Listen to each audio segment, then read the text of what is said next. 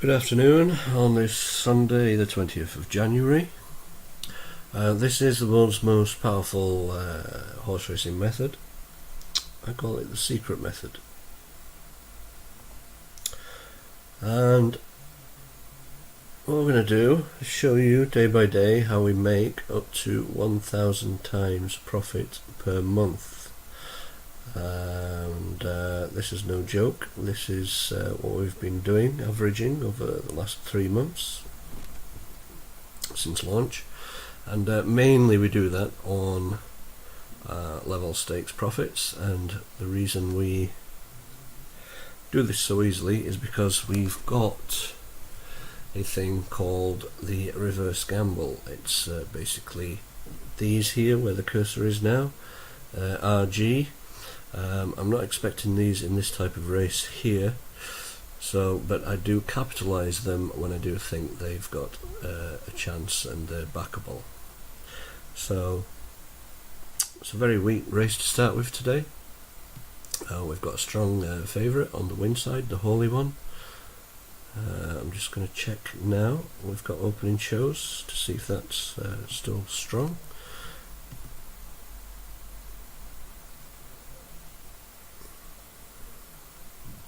Yeah, so that's still a strong favourite on the Holy One. We've got a weak each way danger signalled on Stowy Bell here. It's a very weak market, so it's not really a backable race. So I'll just take you through a few things. So we always have a win bet on the first, on the favourite side, if there is one signalling. We've got a strong favourite here in the first, 12.30 at Thills. So put it down like this, a strong win for the Holy One. And I don't really have an each way danger here, but I did have an each way signal earlier on in the day. I don't now. Oh, I do now. Yep, I'm signalling again for Stowy Bell. The reverse gambles in this one, like I say, in this type of race shouldn't be in the mix, but I always do have to put them down for recording purposes, and I will put them down just to show you guys how easily we're making these kind of profits. Now, we did make 100 times money yesterday with these RG reverse gambles. They are always put under the main read for the backable market. This is still the backable market, and yeah, I'll take you through all different ways that we can profit from these selections. And these selections are purely market based. It's a market based horse racing analyzer that's taken 23 years to develop. And so without further ado, we'll listen to this race and see how it goes. First race from third is for the first time today. Let's go racing. They're off. Mason Jar on the inside of the Holy One as they rise uphill to the first flight. They're followed by Classic Escape and Generalization on the outside of Doyen's Diva. As they continue uphill to flight number 1, and the Holy One has picked it up, was followed by Classic Escape, Mason Jar, the striped colours on the inside of Generalization, and Doyen's Diva in between horses. Stowy Bell is next, and they're followed away from flight number 1 by Mossy White. So it's the Holy One making the bend in the lead by 2 lengths to Classic Escape. Generalization is third, then Doyen's Diva. And alongside is Mason Jar, then Stowy Bell and Ashton Court and Mossy White. Black Polo is next on the outside of Black, Yellow, Red as they face up to flight number 2 before the straight. The Holy One over in front of Classic Escape as they come round the bend for the 2 flights in the straight. In the opening, Connolly's Red Mills Irish EBF auction maiden hurdle over 2 miles, and the favourite shows the way, the Holy One, with Generalization moving into second place. Third is Classic Escape, followed off the bend by Doyen's Diva and then Mason Jar as they jump the third flight, and again all safely over. A slight mistake out the back, Care Abbey Tavern, as the Holy One is the leader, out about 2.5 to 3 lengths in front of Generalization.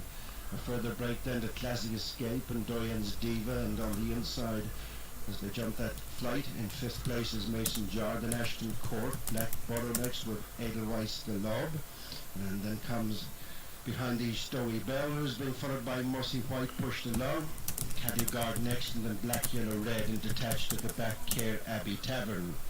The circuit in front of them as they turn away towards the back straight, and they've got 5 more flights left to jump, and they're just outside the halfway stage with the Holy One and Robbie Power out 3 lengths in front of Generalization and Rachel Blackmore, with 4 lengths back to Mason Jar.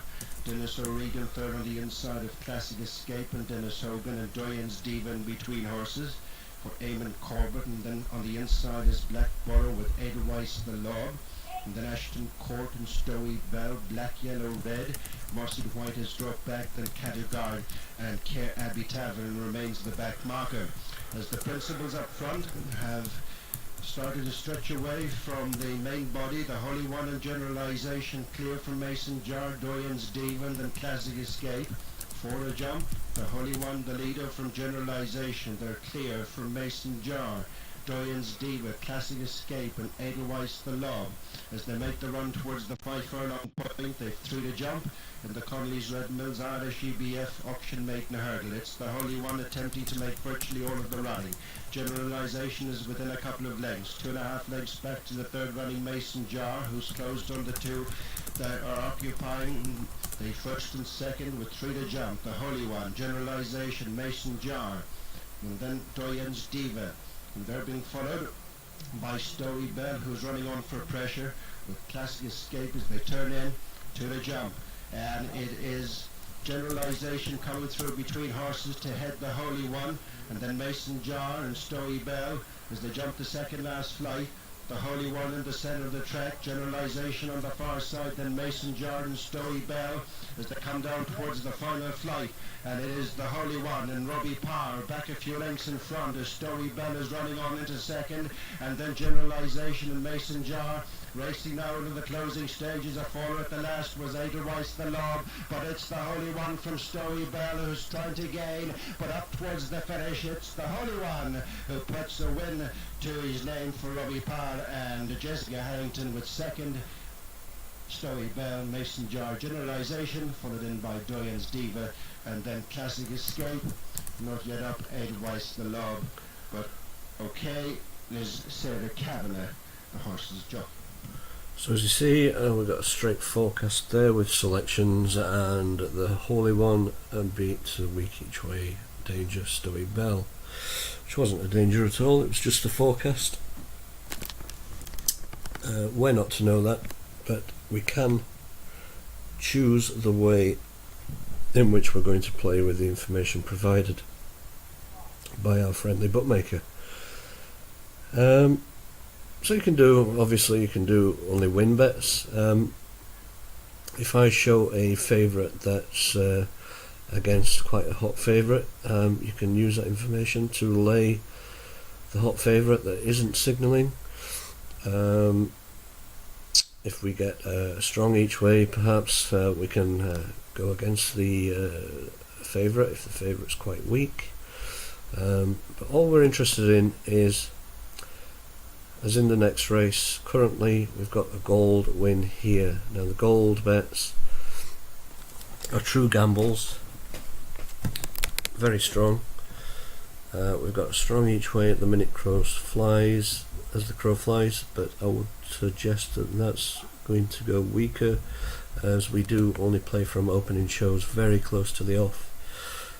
The reason for such great accuracy is that we do that. Now sometimes the bookmakers open prices up of the opening show very late indeed, so I advise everybody to use and to bet with exchange accounts. Now, because of the vast profits compared to anyone else in the industry, been in the industry 23 years and I do scan regularly to see if anyone's up and coming, there's nothing to touch this method for returns on investment, and I dare say it's the strongest investment method of anything anywhere, including commodities, oil trading, whatever you choose.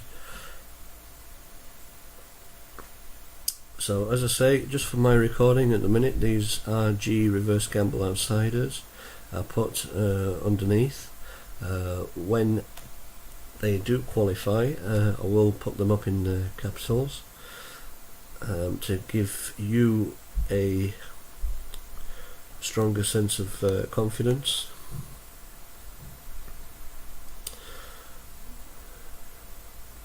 Now the next race isn't till the 12:50 at air, so I'm just going to go offline now and come back on for the next race.